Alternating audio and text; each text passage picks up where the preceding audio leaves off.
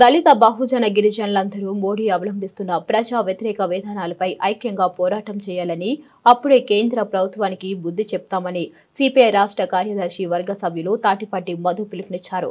మంగళవారం స్థానిక sub collector కార్యాలయం వద్ద సామాజిక న్యాయం, ఆత్మగౌరవం, జనగణనలో కులగణన చేపట్టాలని కోరుతూ సిపిఐ ఆధ్వర్యంలో నిరసన కార్యక్రమం జరిగింది.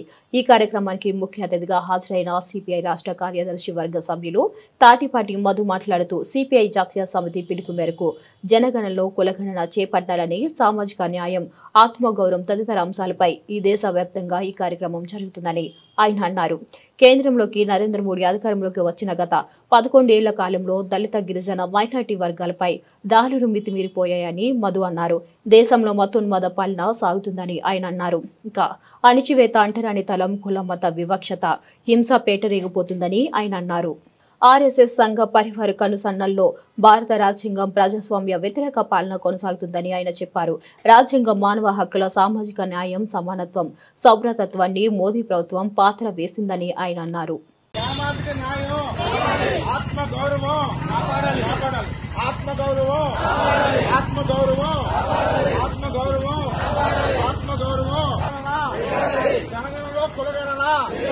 జనగణనలో కులగణన, బీసీలను దళితులపై దాడులు,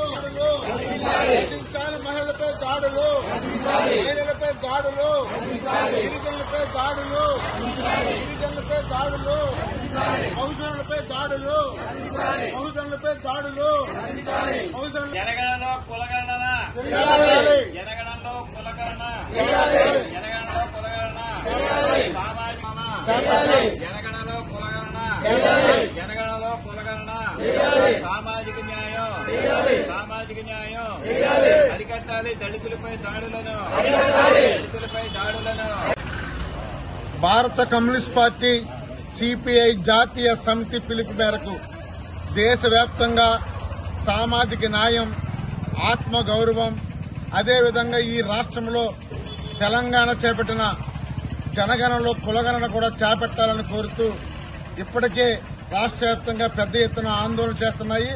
అందులో భాగంగా రాజమండ్రి సబ్ కలెక్టర్ కార్యాలయం కూడా ఈ రోజు ఈ నిరసన కార్యక్రమం చేపట్టడం జరిగింది.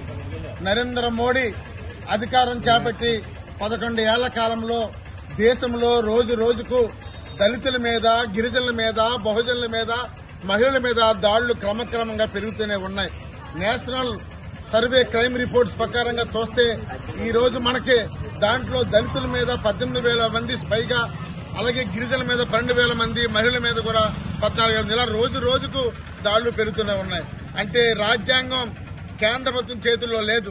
ఆర్ఎస్ఎస్ సంఘ పరివారం కను సైనికుల్లో ఈ రోజు భారత రాజ్యాంగం ఉంది. ప్రజాస్వామ్యాన్ని పాతర వేస్తున్నారు. ఈ రోజు స్వేచ్ఛగా తిరిగే పరిస్థితి లేదు. ఈ రోజు ప్రశ్నించే వారి మీద దాడులు మరింతగా ఎక్కువైపోయినాయి. ఈ క్రమంలో ఆదివాసీల మీద, ముఖ్యంగా గిరిజన ప్రాంతాల్లో సహజ వనరులను దోచుకోవడం కోసం ఈ రోజు అక్కడున్న నక్సలైట్లని బహిరంగంగానే కాల్చివేసి ఈ రోజు లొంగ తీసుకుని ఈ రోజు ఆదివాసీ ఆ గిరిజన ప్రాంతంలో ఉన్న సహజ వనరుల్ని అంబానీ అదానికి దోచిపెడుతున్నారు. ఈ నేపథ్యంలో దేశంలో ఉండే సామాజిక న్యాయం జరగాలని ముఖ్యంగా కోరుతున్నాం. అదేవిధంగా మన రాష్ట్రంలో బీసీ ఉపకులాలు 143 ఉన్నాయి. ఒక పక్క తెలంగాణ అసెంబ్లీలో బిల్లు ప్రవేశపెట్టి అక్కడ కులగణన చేపట్టాలి, స్థానిక సంస్థల ఎన్నికల్లో రిజర్వేషన్లు ఇవ్వాలని కోరుతున్నారు. రేపు వచ్చే స్థానిక సంస్థల ఎన్నికలు త్వరలో రాబోతున్నాయి.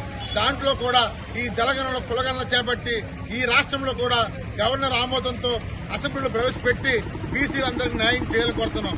ఎందుకంటే దేశంలో అన్ని కులాలకు జనాభా లెక్కలున్నాయి, ఒక బీసీ కులాలకు మాత్రం జనాభా లెక్కలు లేదు. అందుకని బీసీలకి న్యాయం జరగాలి, దళితులకి న్యాయం జరగాలి, ఆత్మగౌరవం కోసం పెడుతున్నాం.